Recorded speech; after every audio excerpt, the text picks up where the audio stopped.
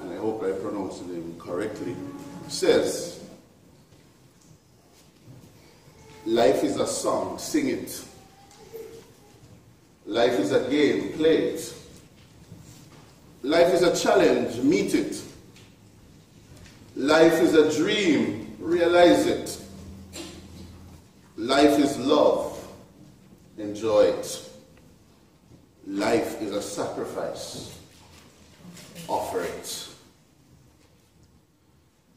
On this Remembrance Sunday, I ask us to ponder our individual, our spiritual, and our national life.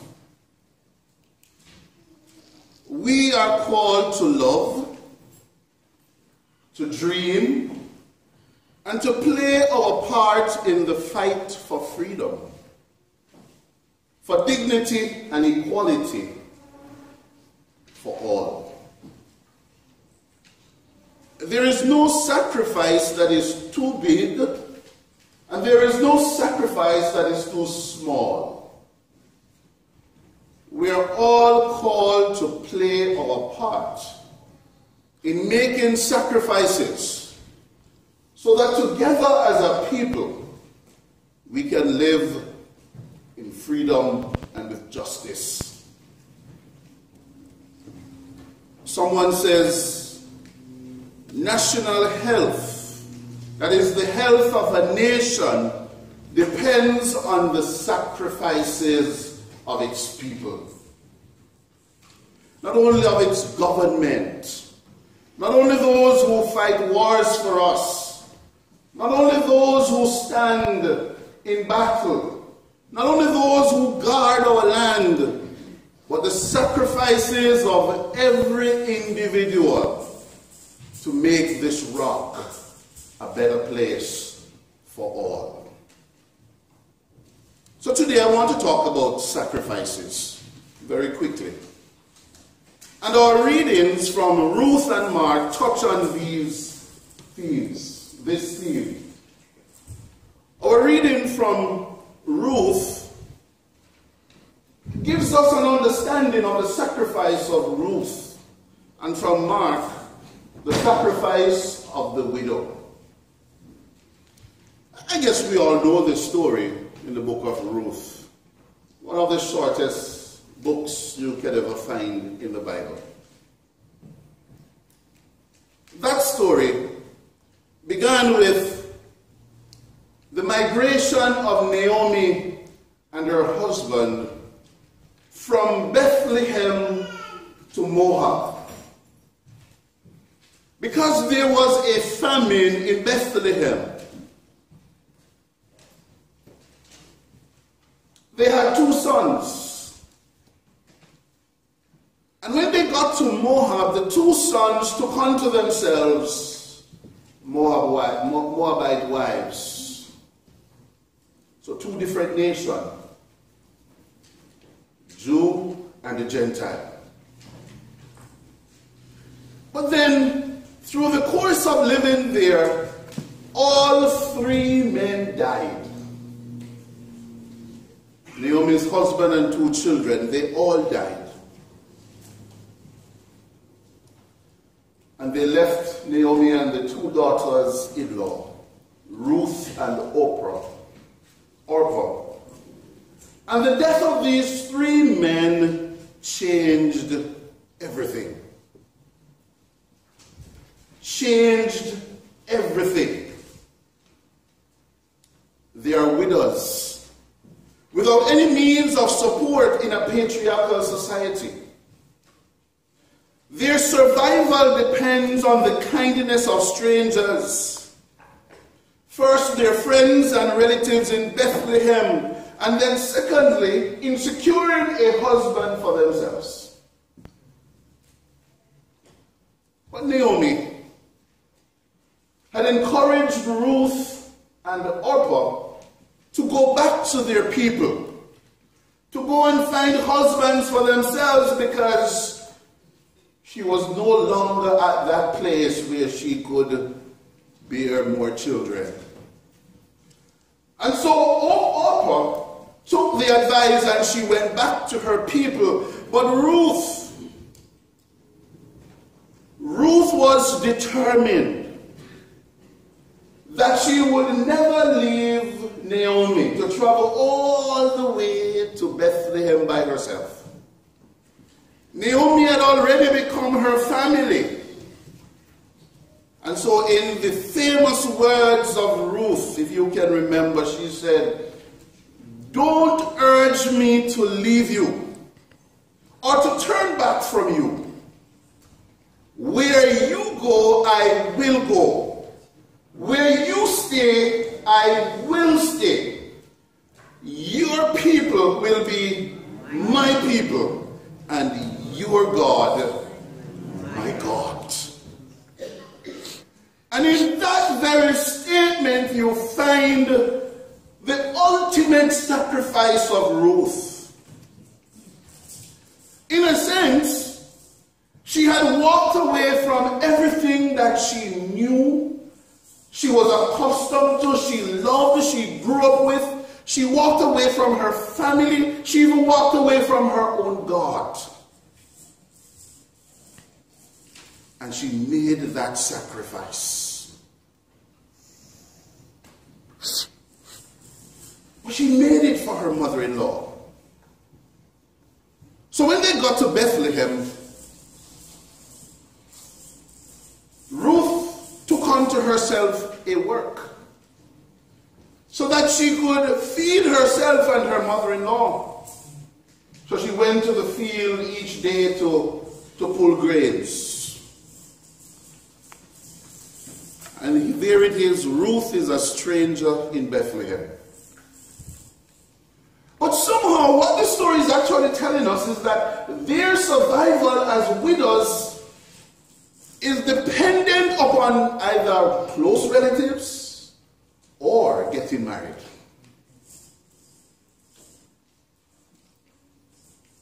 So while Ruth was working, some form of connection sparked between herself and Boaz. And Naomi capitalized on it. And then we're told that there was a bond between them. They got married. They bore a son. And he was actually the grandfather of David. Interestingly, the story is telling you that Ruth, having made the sacrifice for Naomi, is now part of the line of David, which is the very line from which Jesus comes. The sacrifice. How often do we put aside our own selfish ambitions so that we can accomplish the ambitions of family, of community, of church, of nation? How often do we make those kind of sacrifices? Now, if you notice, Naomi's trouble, actually you could call them relentless. They come one after the other. First a famine, then displacement to another country, and then bereavement for her husband and her two sons. And that took away her joy. She became a bitter woman. But by the time we get to chapter 4, Ruth's child, Obed, which actually becomes Naomi's child, brought back every joy that Naomi had before. Because through him, going to come the blessings of nations to follow, generations to follow, which includes us today. Ruth was simply a sacrifice. And so when we get to the woman, the widow,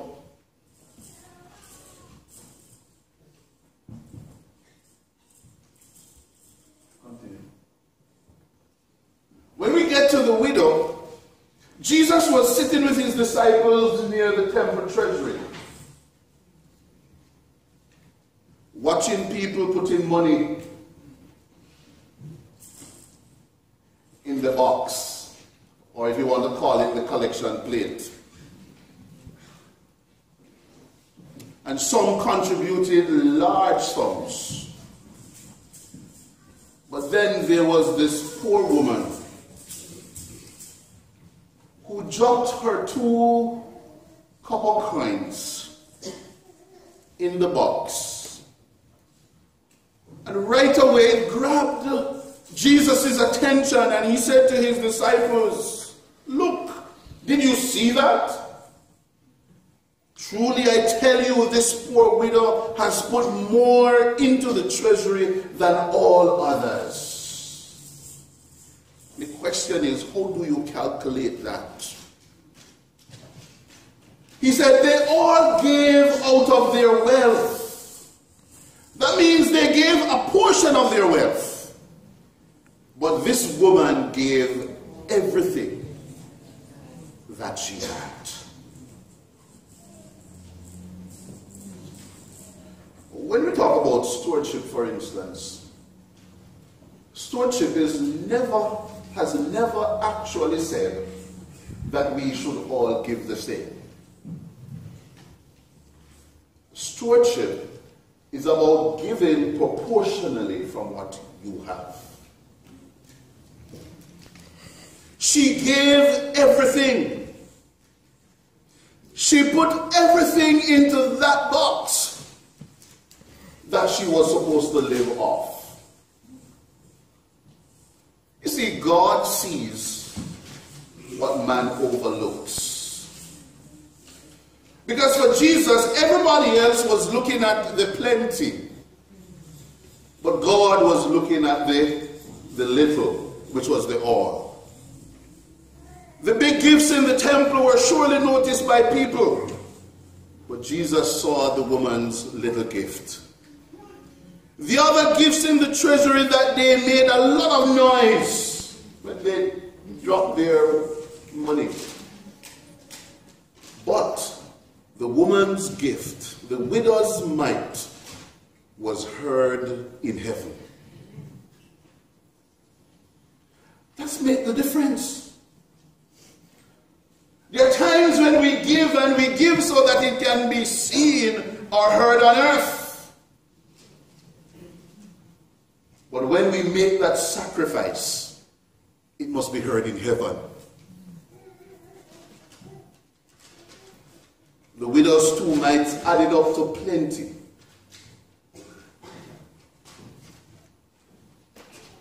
That was her sacrifice. And her level of sacrifice was far greater than those who could actually manage to support the temple with a wink of an eye. This week, as we celebrate Remembrance Day, I want us to remember. And you know that caption, lest we forget. Lest we forget. I want us to remember and to honor those who have paid the price before us, so that we could have a place here today.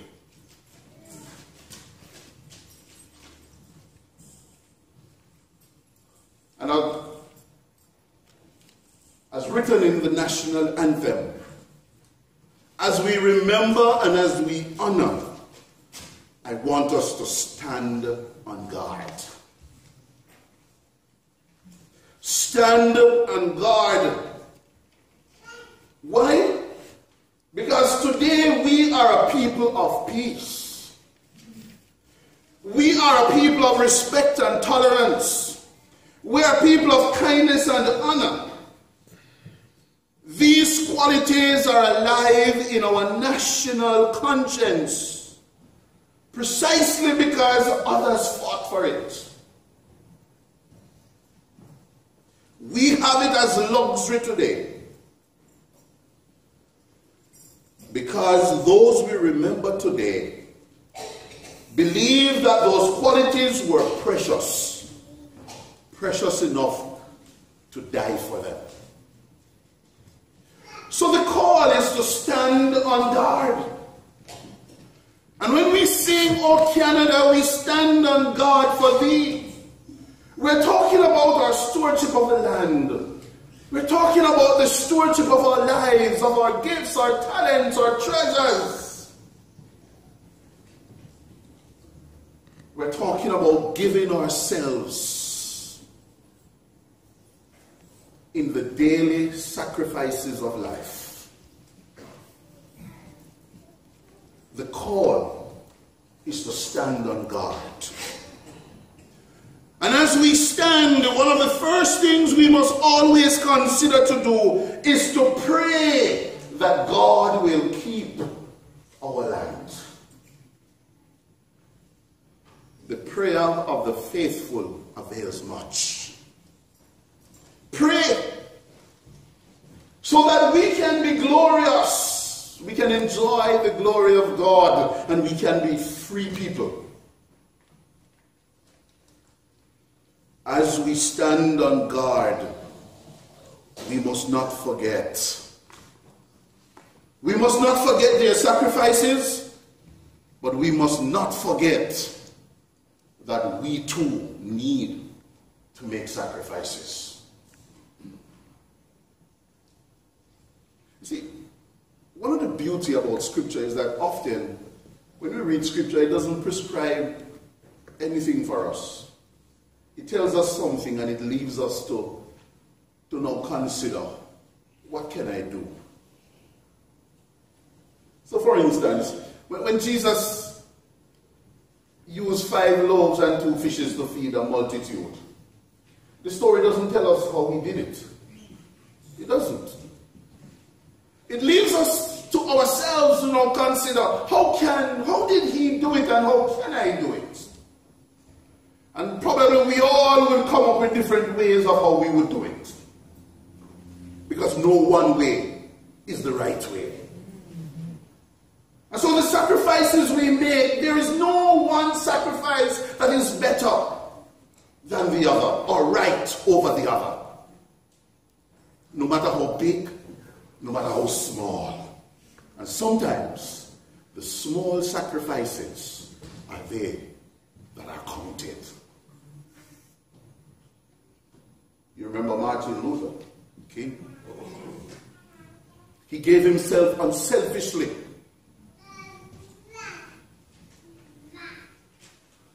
In a culture where African Americans were not popular, they were not even considered as people, they didn't have a voice. And he gave himself by trying to fulfill a dream that peace and harmony will come upon the land, and not just for some people, but for all. That was his sacrifice. He sacrificed himself to death for African Americans to have a voice. You remember Nelson Mandela? He served as an advocate for black people in South Africa. During his life, he sacrificed many things. He left behind his own family for a cause that he strongly believed in. He had many boycotts, and therefore he was sentenced to how many years? 18 years in prison. And even while he was in prison, he was still making sacrifices and fighting for the rights of his people. This is what he said. I learned that courage was not the absence of fear, but the triumph over it. The brave man is not he who does not feel afraid, but he who conquers his fear. He sacrificed everything he knew for what he thought was right. He believed he could make a difference in the lives of the South Africans so that everybody together can have a better chance in life. Essentially, he gave it up all. He gave his life for those people. That is a sacrifice. And so today, many have died so that we can live. Think about the martyrs of the church, the saints of the church, those who, generations before us, they have set the pace for us. And we think of the ultimate sacrifice of Jesus Christ on the cross, where true freedom is found. This is what Mother Teresa says about sacrifice. She says, a sacrifice, to be real, must cost. It must hurt. And it must empty ourselves. The fruit of silence is prayer, she says. The fruit of prayer is faith. And I want you to see the movement. The fruit of faith is love. The fruit of love is service. And the fruit of service is peace. She says, when you live each one, you'll get something else. That's what's going to happen. And we must do that faithfully and truly. Someone says, it is better to light a candle than to curse the dark. It is better to light a candle than to curse the dark. So often we find so many faults in our nations. We find fault of everything, sometimes except ourselves. And we curse everything, even that which is good. But instead of doing that, let us light a candle of sacrifice so that we can light the world around us and dispel the darkness and not curse it. As we remember, we are called to be mindful of what you and I can do today. Brothers and sisters, let us light